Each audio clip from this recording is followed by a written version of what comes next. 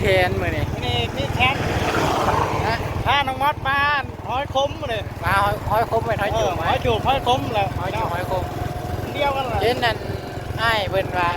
ปลาดเอาว่าซั่นไว้ซ้ำโอ้ยใหญ่รู้มื้ออีกมื้อนี้ก็เลยว่ายืมรถออกไปสีแยกลุงเอ้ยของหอยคมพุ่นแหละสิได้หรือบ่ได้เหมือนตัวกันบ่จักโอ้มาแล้วเพิ่นข้างหลังอยู่ลุงเอ้ยอยู่ข้างทางยามแรงๆไกลเติบเลยลุงเอ้ยแต่มันยากนี่คำเด้แต่มันยากนี่ไว้เป็นรับภาพประกอบเพิ่นรู้จักเพราะอ้ายเพิ่นไปตึกแห่ปานินโอ้ไปแล้วก็ไปน้ำเพิ่นเขาจะปลูกถั่วด้วยอันนี้ว่าของเราปลูกถั่ว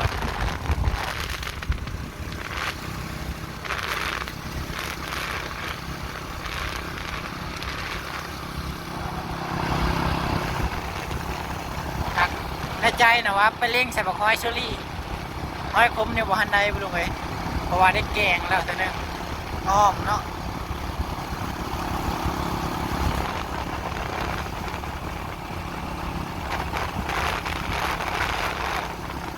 มีคนมาเลี้ยงง่วยเนาะ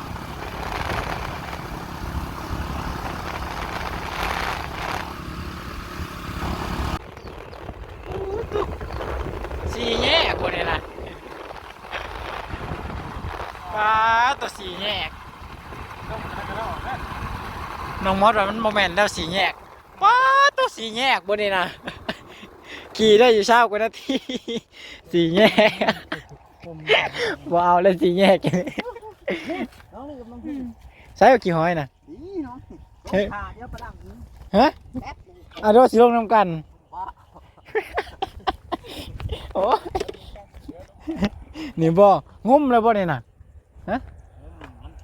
เป็นตออยู่เป็นตออยู่ไปพอมาแล้วมางุ้มได้เป็นตออยู่สันกี่หอยโอ้ไปเลยตัวเขาจะเอาไปลงไงใส่เบ็ดกบได้กี่ครั้ง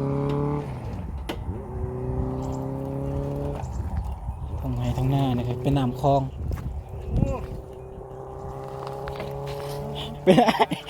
อย่าหลุดลงในหน้าได้ใช้หอยแหงของข่อยตัวนี้บ่โอ้ทงน้อยเลยถือว่าทงน้อยโพดใช่คล้องนี่กระปุกเนี่ยลงเลยเอาเบิร์ดเบ็ดถือไม่บอกได้ยังมั้งนะเบ็ดรู้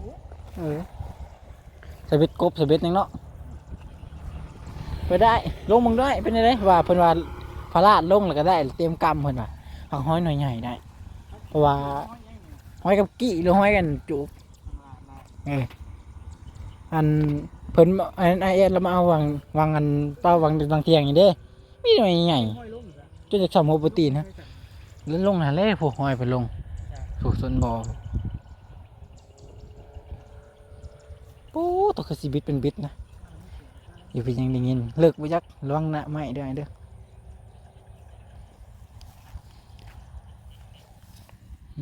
เป็นยังไงจังหวะนี้พลาดลงเลยใช่เห็ดกีฬาเบิ่งนะพลาดลงเลยได้แล้วนะใช่ลายใหญ่ใช่เบิ่งหน่วยใหญ่เยอะผูกคอเรียกมันหน่วยใหญ่จับมาเบิ่งด้วยมาเบิ่งเบิด2หน่วยนะหน่วยหอยยังไงเนี่ยผูกมันนี่เนาะผูกอันนี้ที่เป็นหอยโซลี่อันนี้เป็นหอยจูบป้าหัวมันสิบ่นหัวบ่นี่หมูหอยจูบตกละเห็นอยู่หอยโซลี่เป็นแผ่นอยู่เห็นไหมนี่ได้ก็เก่าหน่วยงุ้มหน่วยเก่านี่เม็นบ่หอยบ่เม็นเนาะตะพังนี่ป้าตรงมันหน่อยเนื้อพวกไงนะ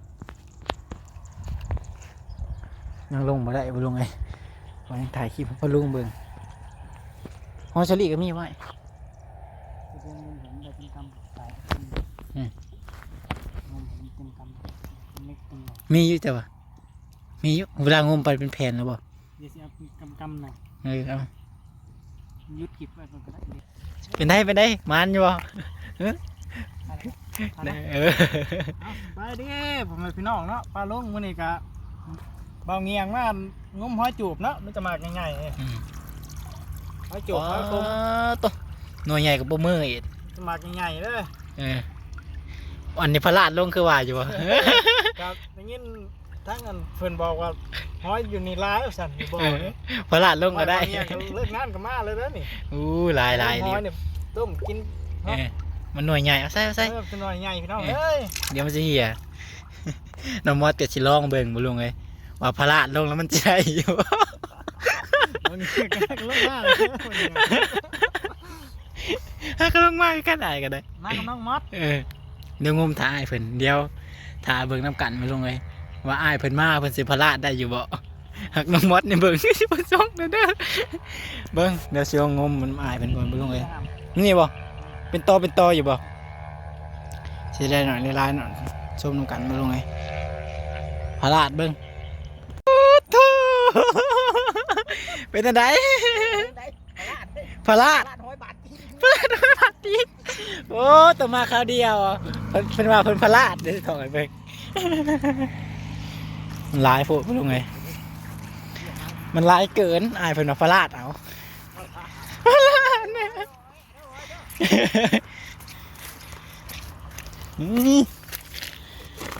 ยังทงหมกทุนทูเทือนทงกระเทียมหน่อยพวก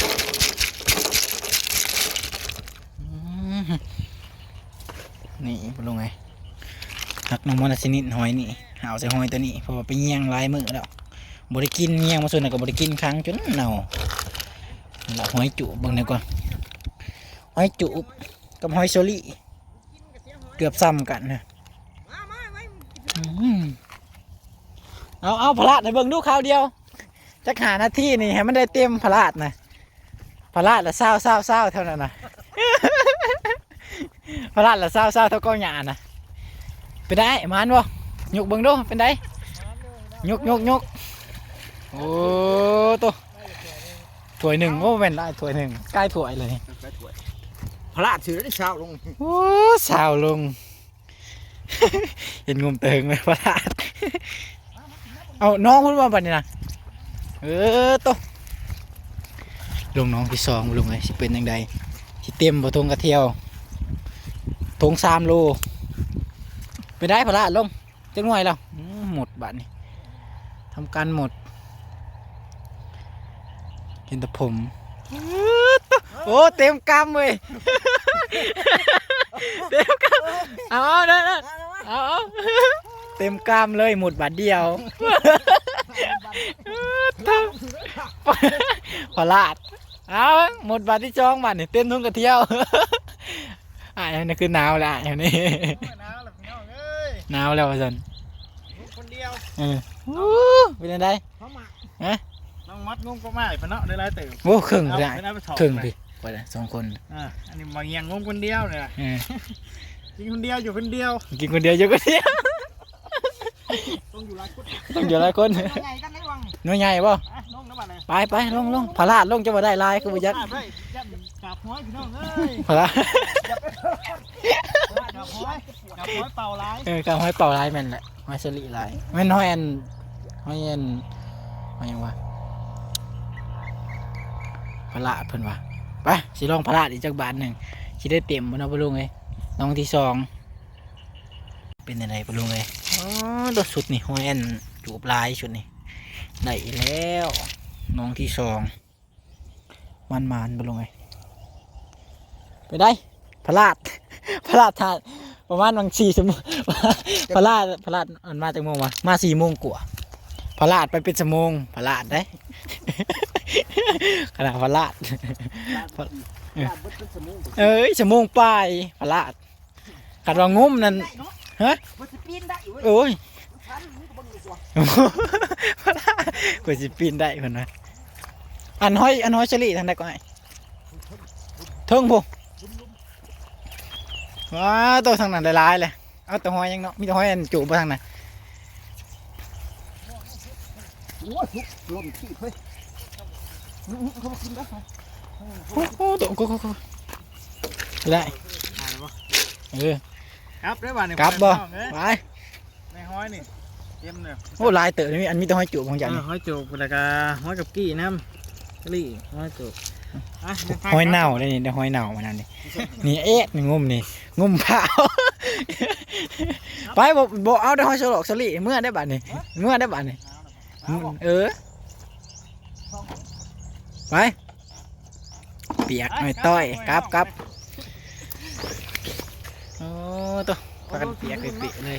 ลายลีหอยโอ้หน่วยใหญ่เลยลองต้มเบิ่งไอ้เป็นไร คักอยู่จ้ะ ไปอันเห็ดอ่อมและ อ้อมบ่ อ่อมใส่พักนั่งเลิศที่จะไล่ที่เอสซี่เพิ่นว่า แม่นเอฟซีเนาะให้ใส่พักนั่งเลย ไปครับ ไป เมื่อรถน้ำมันเบิดเนาะ เอาอีกแล้วน้ำมันเบิดหนาวดิมงพุ่มบ่ม่วงกระเซ็นกับบ่มีวะไปโอ้ตัวลายเนาะครับผมตัวเมื่ออู้หนาวเด้บ้านนี่โอ้ย